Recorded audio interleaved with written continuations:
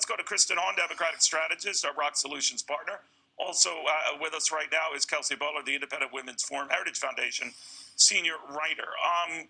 It's hard to see the variables at which Donald Trump could pull this out and lay claim to the White House for another 4 years. But looking at it, Kelsey, I guess he could run the table on these other states, claw back Arizona. That looks unlikely, just listening to the Attorney General in the state of Republican. But your thoughts? Look, the presidential race is not over until it's over. Yes, President Trump has an uphill battle in that regard, but nobody's caused any harm by allowing these legal challenges to follow through to ensure that all Americans, despite who they voted for, can have confidence that we do have integrity in our election system.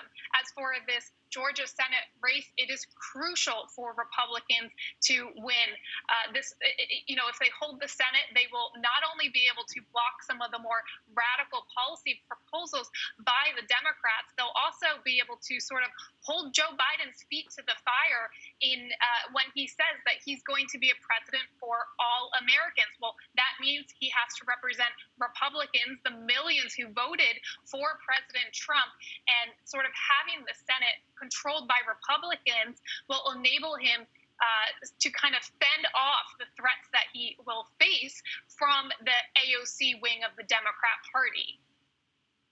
Yeah, no, there's something to what you say. Kristen, you know the vice president, not the president-elect, far better than I. But I'm curious what you make of the talk that I've heard from even a number of prominent Democrats like yourself who say, in his heart of hearts, Joe Biden would likely prefer the Senate under Republican control. So it's not, to be swayed by the super progressives or the like, to work more in the senatorial let's make a deal fashion that he kind of grew up in Washington. What do you make of that?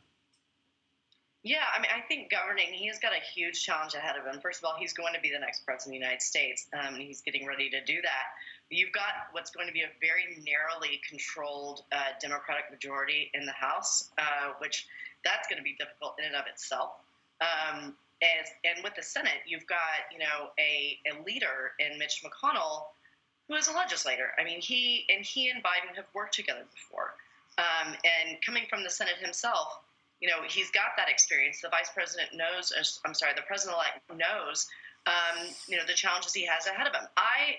Being not always the eternal optimist, but, I kind of take what could possibly be an optimistic view here, which is that if you've got a narrowly controlled House, you've got a Senate, even if we manage to win the 2 seats in Georgia, it will be very difficult to get anything past the Senate with that makeup. But surely with a Republican-controlled Senate, you're going to have to do things in a bipartisan manner, and the president-elect knows that. So there might be some opportunity here for us to move forward with some of these policies, that impact Americans in a bipartisan way. And that's the only way we're going to have durable policies. You don't have durable policies when, you sign things with a flick of a pen, which presidents on both sides of the aisle have done, because things change when the pendulum swings back. So, I may be crazy here, but there might be some opportunity for some bipartisanship after all.